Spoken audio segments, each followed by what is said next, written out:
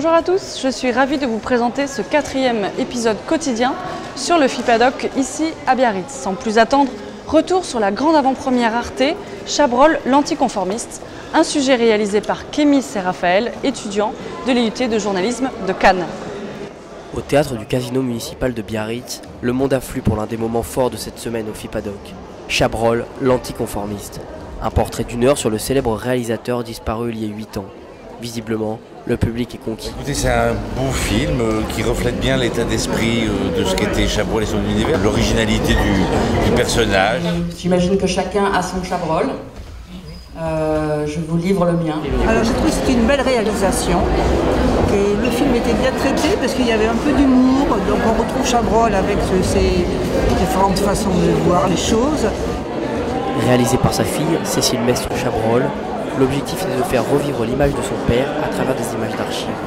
Un pari payant qui a convaincu Arte de le diffuser au FIPADOC. Et c'était le bon moment pour moi de le retrouver et de retrouver aussi sa jeunesse, comment il était venu au cinéma, de raconter tout ça, de partager l'homme que j'avais connu, de raconter sa vie, qu'on ne connaît pas forcément très bien, comment il est arrivé à faire du cinéma, aussi comment il travaillait, quelle était sa méthode, et puis de retrouver l'audace et l'insolence qu'il avait.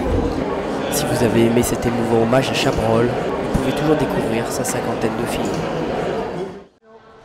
Cette année, le FIPADOC a pour invité d'honneur Serge Vialet, que le public a pu rencontrer pour échanger sur son travail d'enquête et d'analyse d'images centenaires qui renferment parfois des situations assez inattendues, voire surprenantes.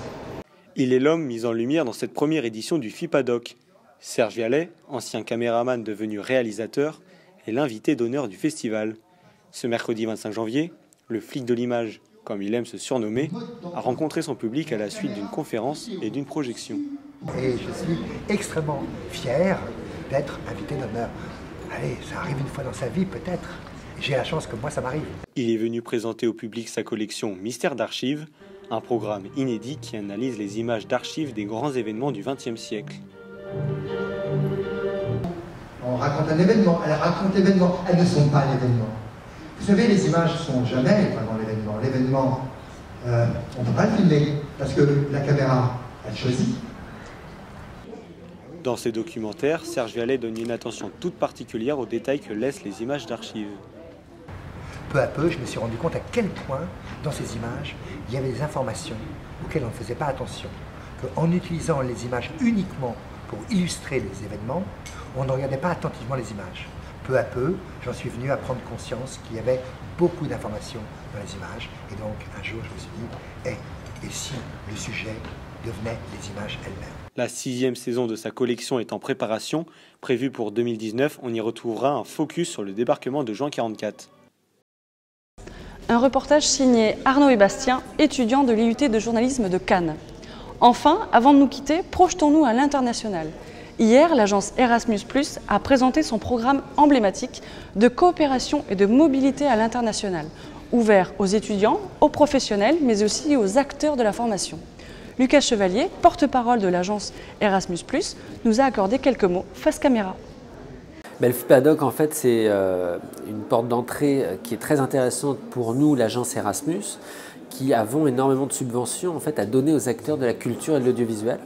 Donc ça nous permet de rencontrer à la fois des acteurs de l'éducation et de la formation dans l'audiovisuel, du documentaire, mais aussi des professionnels, des producteurs, des diffuseurs, qui doivent en effet trouver ensemble des terrains pour coopérer, de sorte que tous ces professionnels, ces futurs professionnels ou ces professionnels actuels de l'audiovisuel, eh bien, partent à l'international, travaillent à l'international, et nous on a l'argent pour créer ces dynamiques de création de valeur et de savoir à l'échelle de l'Europe et au-delà même, puisqu'on finance des projets dans le monde entier. Et sur ce volet professionnel, c'est vraiment ce qui nous importe. Pourquoi? Parce qu'on a beaucoup de subventions en hausse jusqu'en 2020 et après aussi.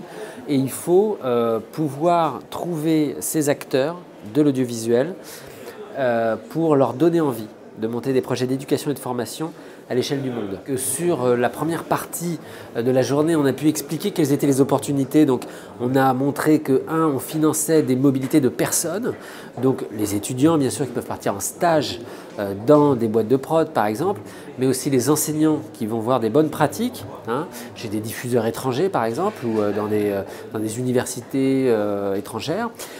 Et puis sur le volet aussi des partenariats, on finance à hauteur de 450 000 € des gros projets.